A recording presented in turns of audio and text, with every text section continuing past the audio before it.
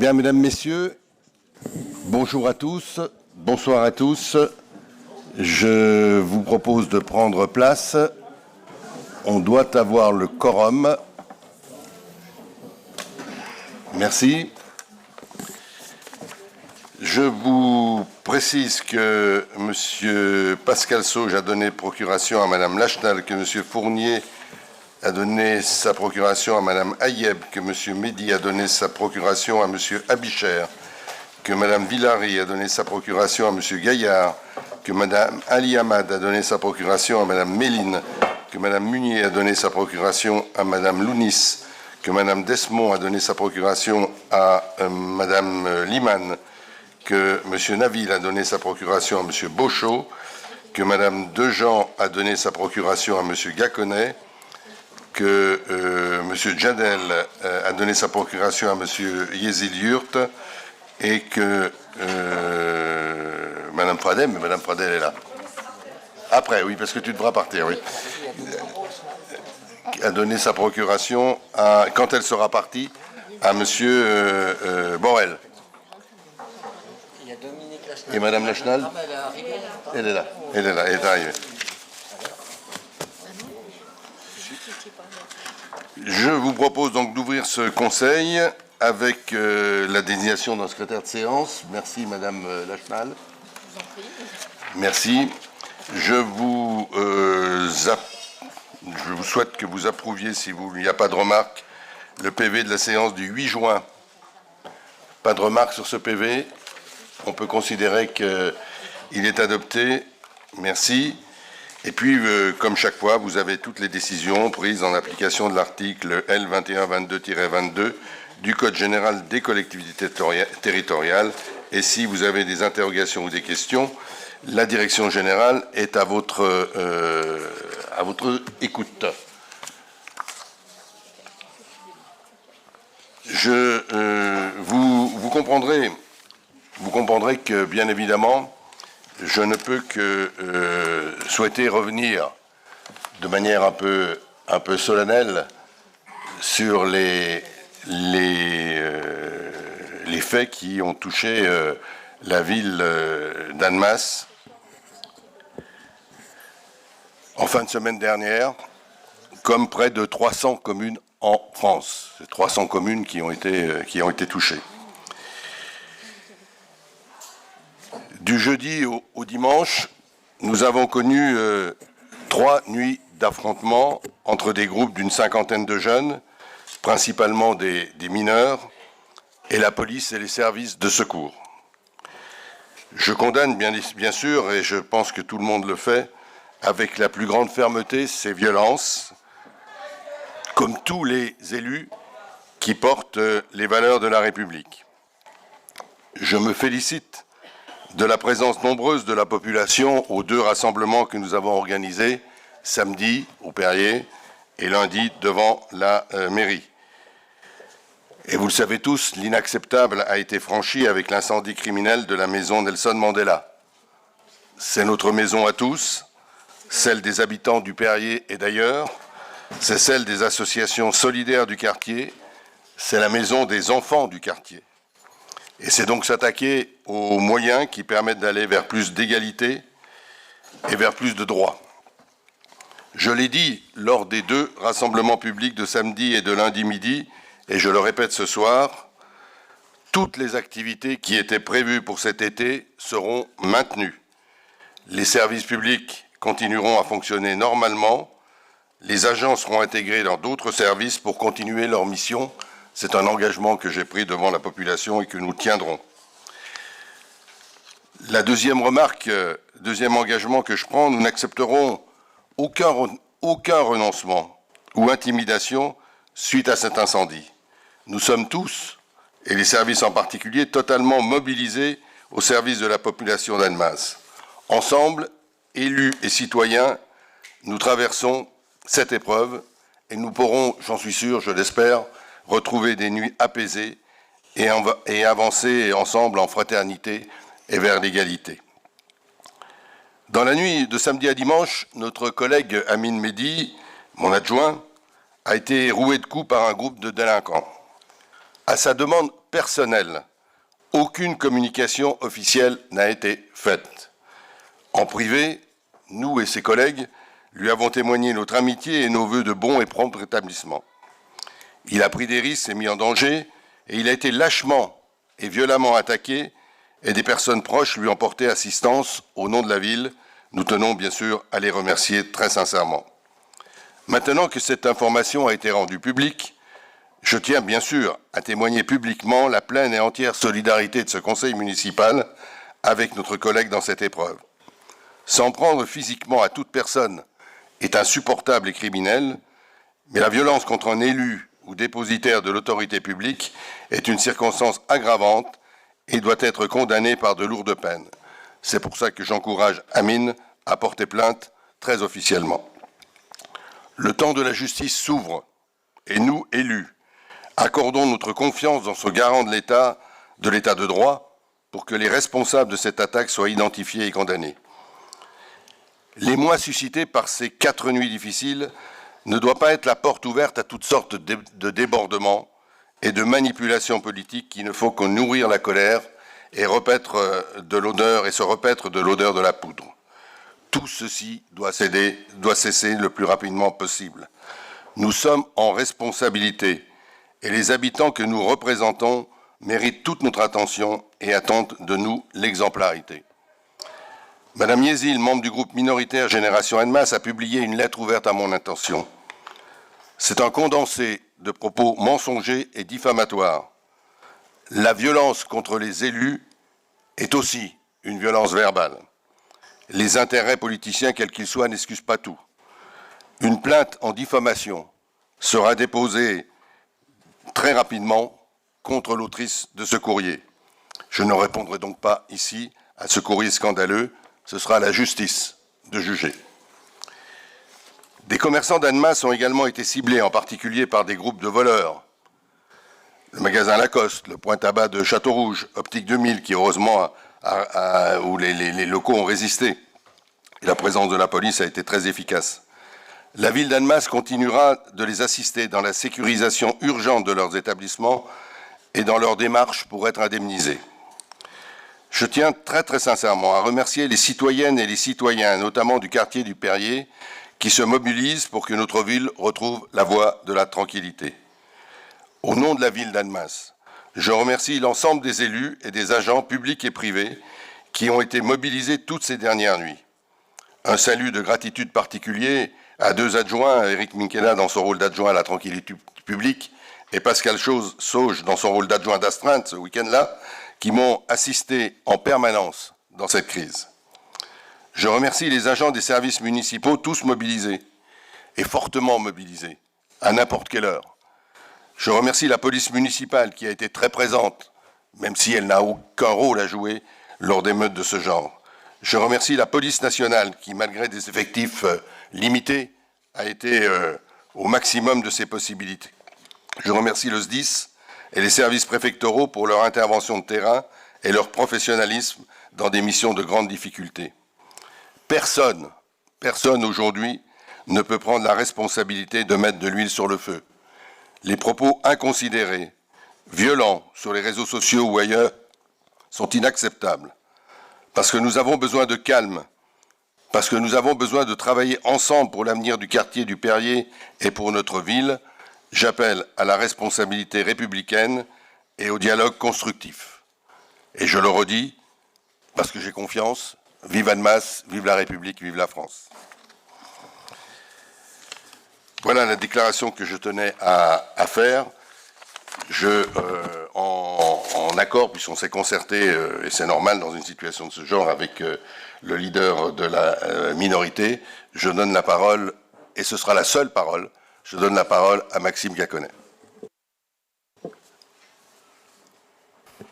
Oui, bonsoir à tous. C'est vrai que voilà, la semaine qui vient de s'écouler était particulièrement intense pour notre ville et pour notre pays. À titre personnel, j'ai été très discret sur, pour ne pas dire absent, des réseaux sociaux pour éviter aussi de remettre indirectement, on va dire, de l'huile sur le feu en me contentant de relayer votre appel au calme.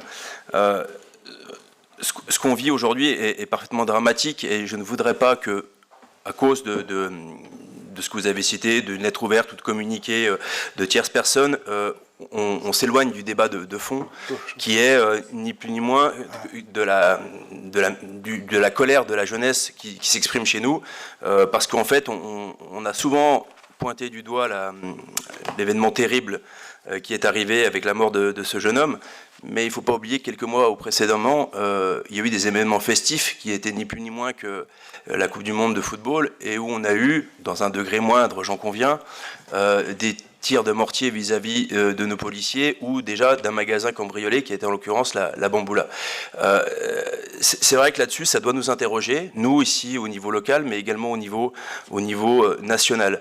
Tous autant qu'on est, alors certains ont peut-être plus d'idéologie politique que d'autres autour de cette table, mais il n'empêche qu'on est là pour œuvrer pour le bien commun. Je veux dire, après, on peut être d'accord sur la façon d'y arriver, mais on est certainement là pour prendre des coups. Ce qui est arrivé doit aussi nous imposer une certaine humilité et de reconnaître que tout, même si on essaye de faire le bien, tout n'est pas bien fait. Alors ça ne veut pas dire pour autant qu'on arrivera à le réguler en l'espace de quelques jours ou de quelques semaines, et on ne pourra pas le faire non plus tout seul, parce que l'État doit aussi prendre ses responsabilités vis-à-vis des quartiers notamment, et de cette jeunesse qui est en perdition. Moi, ce qui m'a beaucoup interrogé, c'est finalement ces quelques jeunes, parce que voilà, même si certains sont arrivés de l'extérieur, on a quand même eu des jeunes de notre quartier, de notre ville, souvent mineurs. Et moi, ce qui m'interroge, c'est comment on a pu en arriver là, quelles sont leurs motivations finalement profondes. Est-ce que c'est un appel au secours? Est-ce que c'est une attention qu'ils veulent donner? Est-ce que c'est simplement un effet de groupe?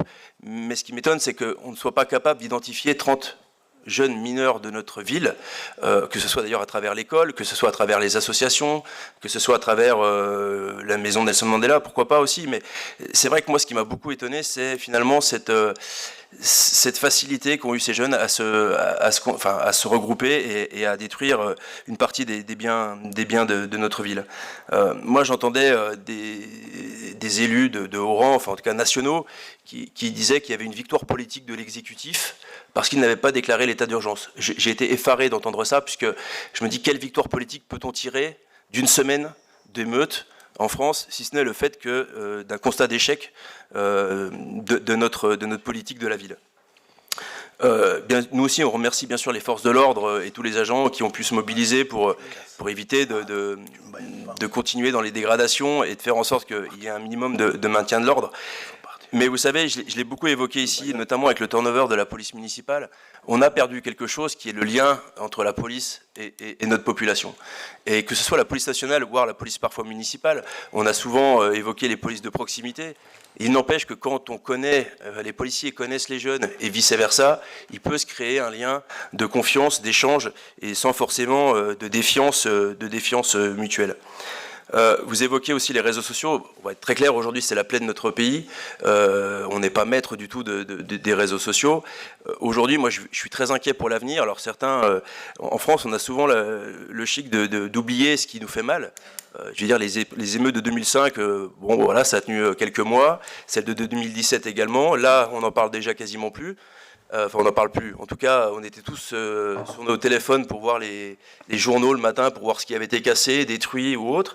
Et là, voilà, la vie continue, ce qui est d'ailleurs une bonne chose, hein, il faut l'admettre.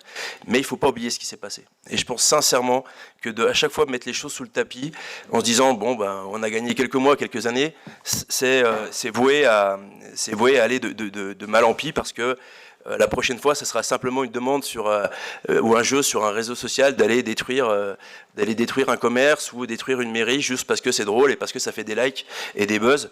Et je pense sincèrement qu'on doit réellement tous se remettre en cause. Et notamment, j'en reviens à la politique nationale, puisque Annemasse ne pourra pas faire tout toute seule.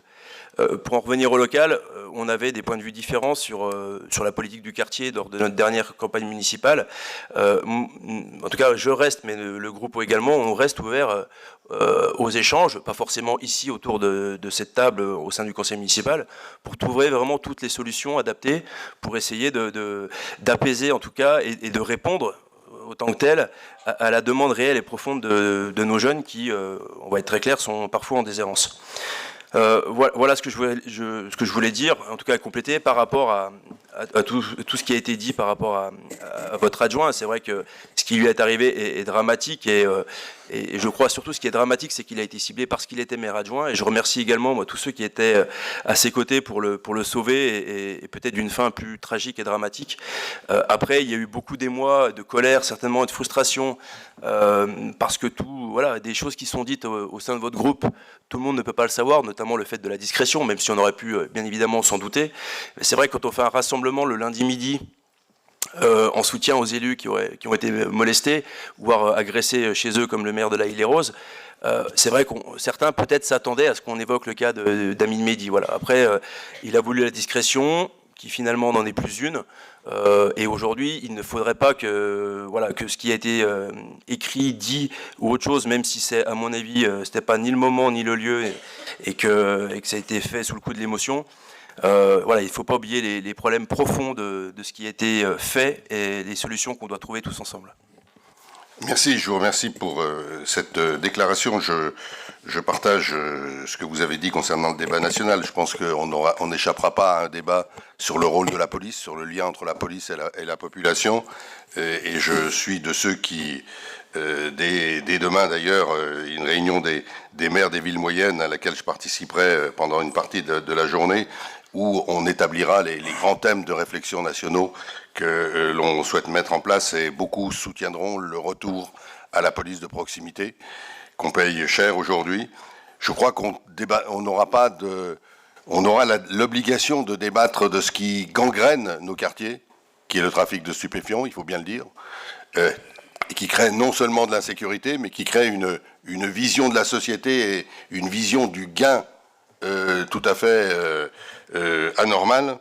Je pense qu'il faudra qu'on joue un rôle encore plus fort en matière éducative, notamment le lien sur la parenté, la parentalité. Beaucoup de choses sont faites, mais il faudra aller plus loin.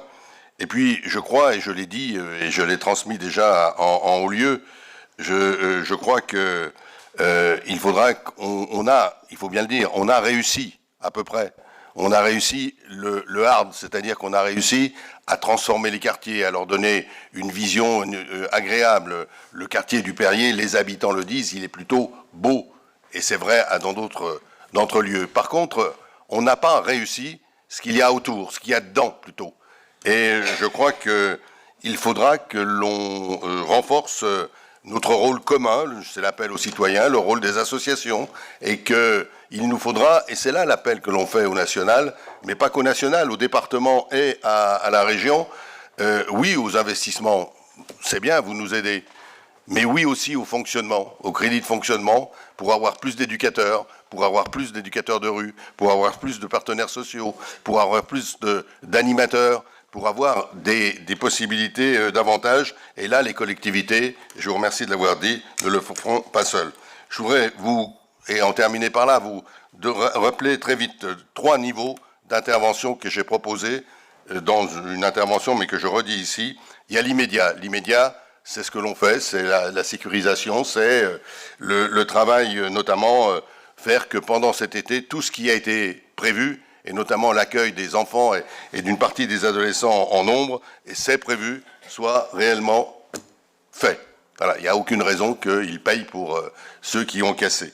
Le deuxième élément, c'est le moyen terme, c'est-à-dire que dès septembre, il faut que nos services retrouvent un fonctionnement fluide et sécurisé. Ça, c'est le travail sur lequel on est déjà. Et puis, il y a le long ou le moyen terme. C'est qu'est-ce qu'on fait sur le fond.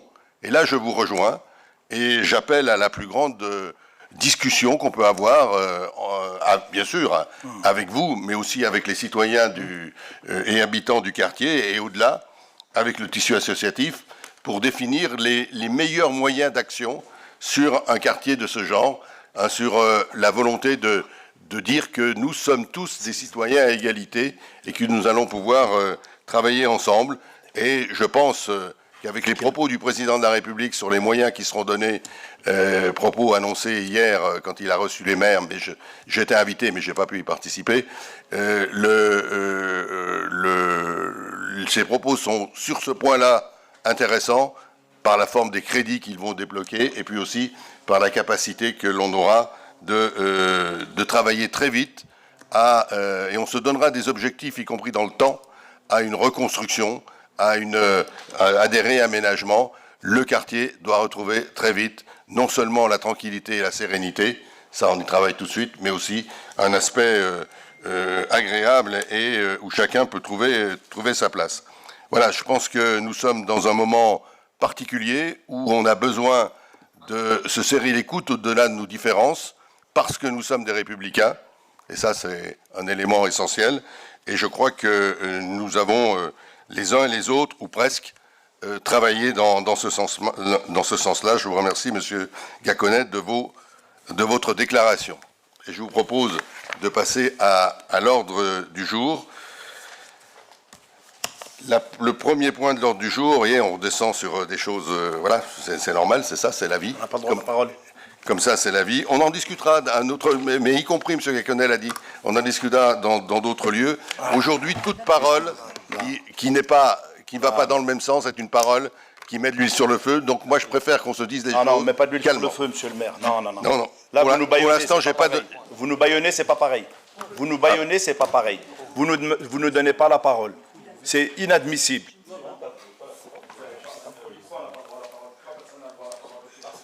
Parce que c'est le débat, il n'a pas lieu ici. Voilà. Donc je vous remercie. J'ai donné la parole à votre chef d'équipe. J'ai donné la parole à votre chef d'équipe, y compris en accord avec lui. On a décidé, j'ai proposé, et il l'a accepté, qu'il n'y ait que 2 prises de parole. Voilà. C'est clair, c'est un accord, et je le respecte. Mais vous faites partie... Moi, je m'adresse à vos responsables du groupe. Hein. Voilà. Donc, je vous propose de passer à l'ordre du jour. Merci, merci. Je vous propose de passer à l'ordre du jour.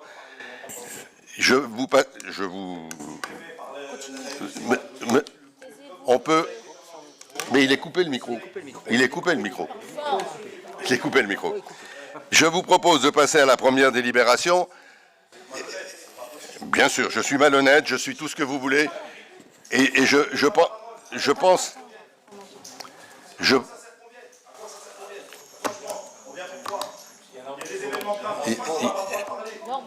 Bon. Bien sûr. Eh bien, je vous remercie de... Voilà. Je vous souhaite une bonne soirée. Et c'est bien le problème.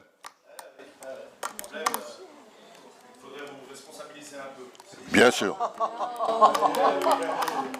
fait rire ce qui se passe? Ça vous fait vraiment rire ce qui se passe? Madame, pas de leçon. C'est votre attitude. La leçon, madame, pas de leçon.